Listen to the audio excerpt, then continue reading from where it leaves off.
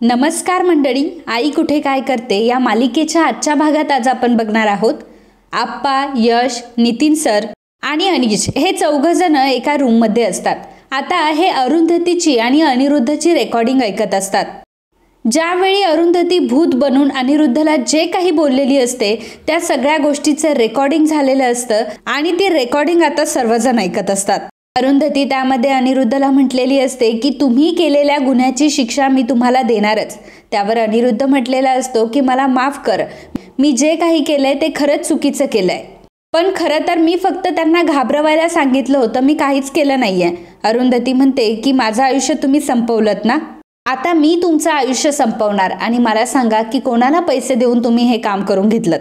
अनिरुद्ध म्हणतो की हो हो हो हे सगळं मीच केलं, पण या सगळ्यामध्ये तुझा जीव जाऊ शकतो असं मला वाटलं नव्हतं. याआधी सुद्धा मी खूप काही केलं, पण प्रत्येक वेळी तू वाचत होती. आता या सगळ्या गोष्टी मी तुझ्यासमोर कन्फेस केल्या. आता तरी मला सोडून दे, माझा जीव घेऊ नको. सगळं रेकॉर्डिंग आता हे चौघही ऐकत असतात. तेव्हा यश म्हणतो की नितीन सर तुमची आयडिया खरंच बेस्ट होती. नितीन म्हणतो की हो, कारण मला माहित होतं की शेवटी अनिरुद्धने कितीही आव आणला तरी सुद्धा तो काय एवढा स्ट्रॉंग नाहीये. आतून खरं तर तो खूप घाबरट आहे आणि ही ट्रिक त्याच्यावर नक्की काम करेल हे मला माहित होतं. आणि बघ तसंच सगळं झालं. आप्पा म्हणतात की खरंच हे सगळं ऐकून तर मला खूप मोठा धक्का बसलाय. एखादा माणूस वाईट म्हणून किती वाईट वागू शकतो. अगदी एखादा माणूस एखाद्याचा जीव घेण्याचा सुद्धा विचार करू शकतो. त्यातल्या त्यात संजना आणि अनिरुद्ध अगदी रसातळाला गेलेत. यश म्हणतो की आप्पा तुम्हाला काय वाटतंय याचा मी विचार करू शकतो. माझे वडील माझ्या आईचा जीव घेण्याचा प्रयत्न करू शकता एवढा विचार मीही कधी केला नव्हता. शेवटी आपण करू तरी काय शकतो, आपण त्यांचे विचार कंट्रोल तर नाही करू शकत. आप्पा म्हणतात की हो, पण आपण मात्र आता त्याला सोडायचं नाही. असं म्हणताच आप्पा आता अरुंधतीकडे बसतात. मंडळी, मला माहिती आहे की तुम्ही अजूनही आपल्या व्हिडिओला लाईक केलेलं नाही आहे, त्यामुळे मी त्याच गोष्टीची आठवण करून देण्यासाठी आली आहे की प्लीज तुम्ही व्हिडिओला लाईक करा, कारण तुमचा एक लाईक आमच्यासाठी खूप महत्त्वाचा असतो. अरुंधती ही तिथेच बसलेली असते. आप्पा अरुंधतीला विचारतात की बोल अरुंधती, आता काय करायचं. अरुंधती म्हणते की खरं तर अनिरुद्ध हे सगळं करू शकतात असा मी स्वप्नातही विचार केला नव्हता. त्या दिवशी जेव्हा मी रेकॉर्डिंगला जात होते तेव्हा रेकॉर्डिंगला जाताना जो टॅक्सीवाला मला घ्यायला आला होता त्या टॅक्सीवाल्याने अचानक गाडी एका वेगळ्याच रस्त्याने नेली. तो रस्ता माझ्यासाठी खूप अनोळखी होता आणि मी घाबरलेही होते. तेवढ्यात एक फोन आला. नंबर मला माहीत नव्हता, अननोन नंबरवरनं कॉल आला होता. बॅटरी सुद्धा फोनची कमी होती, त्यामुळे तो फोन घ्यावा की नाही असं मला झालं होतं. शेवटी मी तो फोन घेतलाच आणि मग भोसलेने मला अनिरुद्ध आणि संजनाचा सगळा डाव सांगितला. अनिरुद्ध मला जीवे मारण्याचा प्रयत्न करतील असा मी कधी विचारही केला नव्हता. भोसलेने मला हेही सांगितलं की भोसलेला सुद्धा त्यांनी भरपूर वेळा फसवलंय. त्यामुळे तो म्हणत होता की त्याला माझ्याशी संलग्न होऊन अनिरुद्ध आणि संजनाचा काटा काढायचा आहे. शत्रूचा शत्रू मित्र असतो या नात्याने मी त्याचा सगळा प्लॅन ऐकून घेतला. मग खोटा ॲक्सिडेंट कसा घडवून आणायचा याबद्दल आम्ही बोलत होतो. अनिरुद्ध आणि संजना हे दोघंही माझ्या मागावर होते ही गोष्ट मला माहीत होती. मी टॅक्सीतून खाली उतरले आणि सरळ चालायला लागले. त्यानंतर 2 गुंड आले आणि ते 2 गुंड मला मारायला लागले. त्यांच्याशी सामना करून कशीबशी मी तिथून पळाले आणि रस्त्यावर जेव्हा येत होते तेव्हा बिल्डरच्या माणसांची गाडी आली. बिल्डरच्या माणसाने अक्षरशः माझ्या गाडी जवळ आणली होती आणि मी सुद्धा आदळण्याचं फक्त नाटक केलं. ॲक्सिडेंट झालेला असताना सुद्धा त्यावेळी अनिरुद्धंचं मला खरं रूप दिसलं. ॲक्सिडेंट झालेला असताना सुद्धा ते मला वाचवायला आले नाही, तर ते दोघंही तिथून पळून गेले. मग माझा कुठेतरी विश्वास बसला की शेवटी भोसले बिल्डर जे काही सांगत होता ते खरं होतं. तर अनिरुद्धांना मला जीवे मारायचंच होतं. बऱ्याच पुरुषांचा माज हा फक्त त्यांच्या बायकोसमोर ते दाखवतात, बाकी ते खूप भित्रे असतात. आणि त्यामुळेच मग आपण ठरवल्याप्रमाणे त्या रात्री मी अनिरुद्धांसमोर जाऊन उभी राहिले. त्यांना मी खूप घाबरवलं आणि मग घाबरवून त्यांनी स्वतःच्या गुन्ह्यांची कबुली सुद्धा दिली. अनिश म्हणतो की मॅडम खरंच तुमची कमाल आहे हा, पण तुम्ही सर्वजण ह्या प्लॅनिंगमध्ये सामील होता आणि तुम्ही सर्वांनी मिळून हे सगळं घडवून आणलं. तेव्हा अरुंधती म्हणते की अरे आम्ही सर्वजण एकत्र होतो म्हणून तर ही गोष्ट आम्ही करू शकलो. अरुंधती म्हणते जेव्हा ही गोष्ट ईशा, आरोही, अनघा आणि आई यांना सांगितली आणि तेव्हा मात्र आईंचा या गोष्टीवर विश्वासच बसत नव्हता. पण मी त्यांना सांगितलं, त्या मान्यच करायला तयार नव्हत्या की त्यांचा मुलगा कोणाचा जीव घेण्याचा प्रयत्न करू शकतो. अनिरुद्ध कोणाला जीवे मारण्याचा प्रयत्न करू शकतात ही गोष्ट त्यांच्या पचनीच पडत नव्हती. पण शेवटी माझ्यासाठी, फक्त माझ्यासाठी त्या हे सगळं करायला तयार झाल्या आणि नक्की प्लॅन काय आहे हे समजून घेण्यासाठी त्या आम्हाला मदत करत होत्या. त्याच वेळी आभीचा अरुंधतीला कॉल येतो. अरुंधती विचारते की काय रे आभी, काय झालं? आभी म्हणतो की अगं आई तू कुठे आहेस? अगं बाबा तुला हॉस्पिटलमध्ये बघायला येत आहे. तू जिवंत आहेस की मेली आहेस हे बघण्यासाठी बाबा हॉस्पिटलमध्ये खात्री करण्यासाठी येत आहे. आता तू एक काम कर, तू ताबडतोब इकडे ये. इकडे मी सगळी व्यवस्था करून ठेवतो, तू लवकर ये. त्यावेळी अरुंधती म्हणते की ठीक आहे आभी, तू काळजी करू नको, मी वेळेत पोहोचेल. अरुंधती फोन ठेवते आणि सगळ्यांना सांगते की अनिरुद्ध मला तिकडे हॉस्पिटलमध्ये बघायला येत आहे. खात्री करण्यासाठी ते येत आहे म्हटल्यावर मला जावंच लागेल. नितीन म्हणतो की अगं अरुंधती, आता आपलं काम झालंय आणि तुझ्याकडे अनिरुद्धचं कन्फेशन सुद्धा आहे.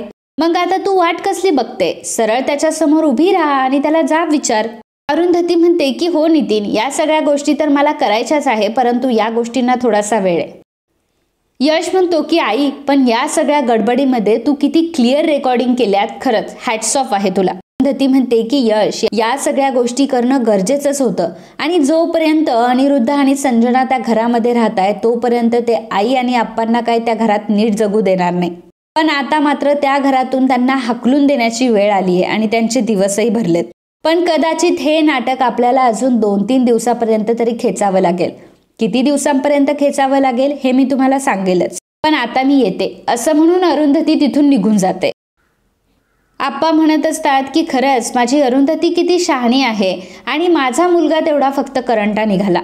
खरं तर माझ्या मुलाच्या आयुष्यात हिरा तर आला होता, परंतु त्याला हिऱ्याची किंमतच कळली नाही. इकडे अनिरुद्ध हा हॉस्पिटलमध्ये आलेला असतो आणि मग आभी आता दरवाजा उघडून अरुंधतीला दाखवतो आणि म्हणतो की बाबा बघा आज आईची काय अवस्था झाली आहे. अहो आईला साधं उठताही येत नाही. अनिरुद्ध विचारतो की आभी डॉक्टर काय म्हटले? आभी म्हणतो की डॉक्टर म्हटले की आईची तब्येत खूपच क्रिटिकल आहे आणि आई औषधांना सुद्धा रिस्पॉन्स करत नाहीये. आईने जर थोडा जरी प्रयत्न केला ना, आईने थोडा जरी रिस्पॉन्ड केला ना तरी सुद्धा डॉक्टरांचे प्रयत्न यशस्वी होतील. नाहीतर मग? तेव्हा अनिरुद्ध विचारतो की नाहीतर काय? अनिरुद्ध हा आभीला म्हणतो की बरं आभी चल मी येतो. अनिरुद्ध तिथून निघूनच जात असतो. त्याच वेळी तिथे यश आणि अनिश येतात. आभी यश आणि अनिशला विचारतो की अरे तुम्ही दोघं जण इकडे काय करताय? आज तुमची रेकॉर्डिंग आहे ना? अनिश म्हणतो की हो, पण आत्ताच एक बातमी कळली, म्हटलं तुला सांगावं. यश म्हणतो की आभी मला पोलिसांचा कॉल आला होता, त्यांनी गाडीच्या ओनरला ताब्यात घेतलंय. त्यामुळे अनिरुद्ध घाबरतो आणि विचारतो की कोण आहे तो? सापडला का तो कोण आहे ते? त्यावर यश म्हणतो की हो पोलिसांना सापडलाय. आता पोलीस डायरेक्ट त्याच्या घरीच जाणार आहेत. पोलीस तिथे गेल्यावर सगळे डिटेल्स मला त्याचे कळवतीलच. अनिरुद्ध आता घाबरतो आणि आभीला म्हणतो की बरं आभी मला एक महत्त्वाचं काम आहे, येतो मी. अनिरुद्ध आता तिथून डायरेक्टली घरी निघून येतो. अनिरुद्ध रूममध्ये असतो. त्याने कॉल लावलेला असतो आणि म्हणत असतो की नशिबाने वाचलीये ती. हे बघ पोलिसांपर्यंत गाडीचे कॉल डिटेल्स सगळे काही पोचले आहेत. आता लवकरात लवकर तुझ्यापर्यंत पोलीस पोहोचतील आणि जर तू माझं नाव घेतलं या सगळ्यामध्ये तर मी तुला सोडणार नाही, एवढं लक्षात ठेव. हे बघ अरुंधतीला मारण्याचा प्लॅन हा तुझा होता आणि माझा त्याच्याशी काही एक संबंध नाहीये. तू हे सगळं तुझ्या मर्जीने केलंय, ठेव फोन, असं तो भोसले बिल्डरला म्हणतो आणि मग फोन ठेवून देतो. तेवढ्यातच संजना येते आणि म्हणते की अरे अनिरुद्ध तू कोणाशी बोलतोय आणि कोणाशी भांडतोय एवढं? अरे खालपर्यंत तुझा आवाज ऐकायला येतोय. अनिरुद्ध म्हणतो की जाऊ देत, मी त्या भोसलेला कॉल केला होता. संजना म्हणते की अरे तुझं काय डोकं वगैरे फिरलंय का? खाली सर्वजण ऐकतील ना? तेव्हा अनिरुद्ध म्हणतो की ऐकू दे ज्याला ऐकायचे ते. तो भोसले जर सगळ्यांसमोर ओकला ना तर आपल्याला हे कोणी खालचे वाचवायला येणार नाहीयेत. संजना आपण खूप मोठी चूक केली आहे. आता पोलीस भोसलेपर्यंत पोहोचणार. पोलीस आता नक्कीच आपल्यापर्यंत पोहोचणार. संजना म्हणते की अरे अनिरुद्ध तू एवढा पॅनिक का होतोय? नाही पोहोचणार पोलीस आपल्यापर्यंत. अनिरुद्ध म्हणतो की संजना मला जेलमध्ये जायचं नाहीये. हे बघ जर ती अरुंधती मेली ना तर मात्र आपल्याला फाशी होणार हे नक्की. आणि संजना मला मरायचं नाहीये. तेव्हा संजना अनिरुद्धला समजावते आणि म्हणते की अनिरुद्ध प्लीज तू पहिल्यांदा शांत हो आणि बिलीव्ह मी असं काही होणार नाहीये. हे बघ या सगळ्याशी तुझा काही संबंध नाहीये आणि तू काहीच केलेलं नाहीयेस. आणि हे बघ आपल्या विरोधात काहीच पुरावे नाहीये त्यांच्याकडे. डोक्यातून या सगळ्या गोष्टी आधी तू काढून टाक. तू स्वतःला फक्त एवढंच सांगत राहा की तू इनोसंट आहेस आणि तू काही एक केलेलं नाहीयेस. अनिरुद्ध संजनाला सांगत असतो मी अरुंधतीला स्वतः हॉस्पिटलमध्ये जाऊन आलोय. तिची अवस्था खरंच खूप बिकट आहे आणि आभी मला हे सांगत होता की तिचं जगणं सुद्धा कठीण आहे. संजना म्हणते की ठीक आहे ना, मग तुझा त्याच्यात काहीच दोष नाहीये. तू का इतकं अस्वस्थ होतोयस? तुझी या सगळ्यामध्ये काहीच चूक नाही आहे अनिरुद्ध. अनिरुद्ध म्हणतो की नाही, माझीच चूक आहे, सगळ्या गोष्टीत माझीच चूक आहे, मी तुझ्या नादी लागलो ना, ही माझी चूक आहे. संजना, आयुष्यात जर मला रिवाइंड करता आलं असतं ना, तर पहिली गोष्ट मी तुला मी इरेज करून टाकलं असतं, असं वैतागून म्हणत अनिरुद्ध तिथून निघून गेलेला असतो. इकडे अनघा ही कांचनकडे येते आणि कांचनला म्हणते की आजी, तुमची पूजा झाली का? तेव्हा कांचन म्हणते की नाही अजून. अनघा म्हणते की काय हो आजी, आज तुम्हाला पूजेला खूप वेळ लागला. तेव्हा कांचन म्हणते की हो, आज मी अरुंधतीसाठी जरा स्तोत्र म्हणत होते. मी आज देवाला साकडंच घातलंय आणि देवाला सांगितलंय की माझ्या अरुंधतीला लवकरात लवकर बरं कर. ज्याने कोणी तिची ही अवस्था केली आहे ना, त्याला चांगलीच अद्दल घडव. देव माझ्या अरुंधतीचं वाकडं करणाऱ्याचं कधीही भलं करणार नाही. माझा सुद्धा अगदी शाप लागेल त्यांना, असं आता आजी अगदी कळकळून बोलत असते. तेव्हा संजना म्हणते की कावळ्याच्या शापाने काहीच होत नाही आणि शाप देणारा प्युअर हार्टेड असावा लागतो. आणि तुमचं हार्ट तर तेवढ्यात आभी येतो आणि तो कांचनला म्हणतो की काय ग आजी, तू ईशा आणि अनिशसाठी पूजा घालणार होतीस ना? कांचन म्हणते की हो, पण आता अरुंधतीची अशी अवस्था असताना कसली पूजा आणि कसलं काय? आभी म्हणतो की अगं, पण आईच मला म्हणाली की पूजा पुढे ढकलू नका, पूजा वेळेत करून घ्या आणि ईशाची पाठवणी देखील करा. संजना म्हणते की एक मिनिट, अरुंधती तर क्रिटिकल आहे ना, ती बोलली कशी काय? ती तर ICU मध्ये आहे ना? कांचन विचारते की काय रे आभी, अरुंधतीला शुद्ध आली होती का? तेव्हा आभी म्हणतो की हो, थोड्या वेळा करता आली होती. आभी कांचनला सांगत असतो की आजी, अगं आई म्हटली की घरात व्यवस्थित पूजा व्हावी, ईशा आणि अनिशचाही संसार व्यवस्थित व्हावा, म्हणून ईशाची पाठवणी व्हावी, हीच तिची शेवटची इच्छा आहे. तिला ईशाचं चांगलं झालेलं बघायचंय आणि ईशाला सासरी जाताना बघायचंय. कांचन विचारते की बरं, अजून काय म्हटली रे ती? आभी म्हणतो की आई अजून म्हणत होती की तिचा ॲक्सिडेंट झाला तेव्हा तिचा ॲक्सिडेंट कोणी घडून आणला, त्यांना तिने बघितलंय. संजना आता घाबरते आणि घाबरूनच ती आभीला विचारते की कोणाला बघितलं तिने?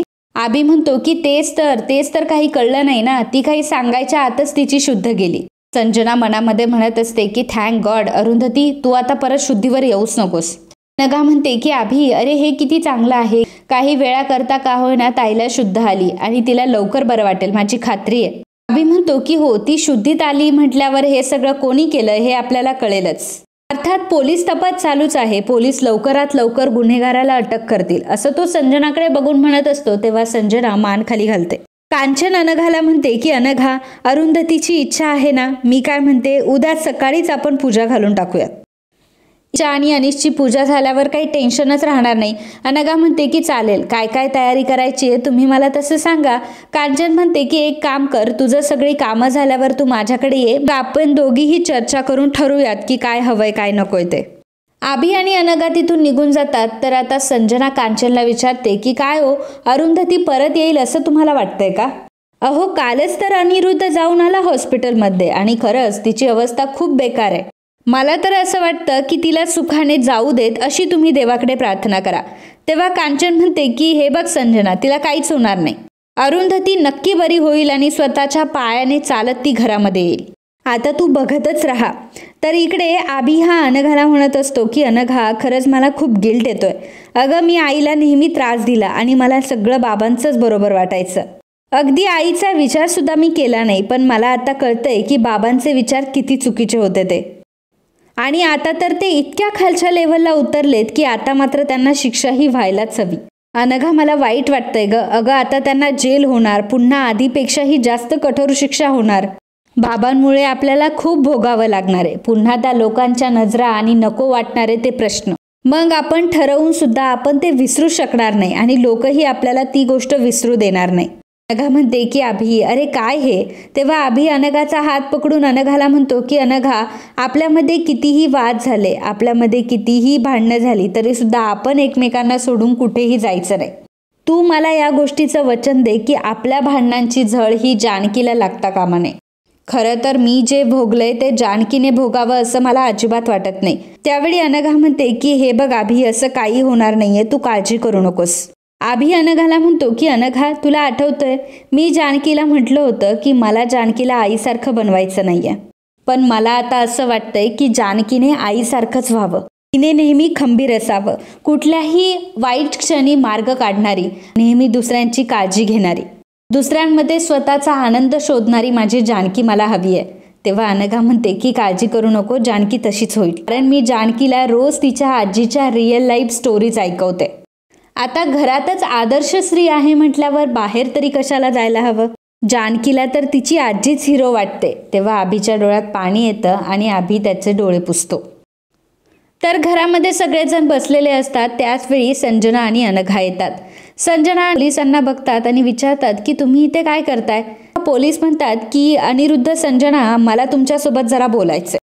पोलीस अनिरुद्धला विचारतात की अनिरुद्ध देशमुख, तुम्ही 2 दिवसापूर्वी कुठे होतात. अनिरुद्ध म्हणतो की आम्ही बाहेर होतो. त्यावेळी संजना आता म्हणत असते की नाही, म्हणजे आम्ही 2-3 ठिकाणी त्या दिवशी फिरलो. एक्झॅक्ट किती वाजता हे जर तुम्ही आम्हाला सांगितलं तर आठवून मग सांगतो तुम्हाला तसं.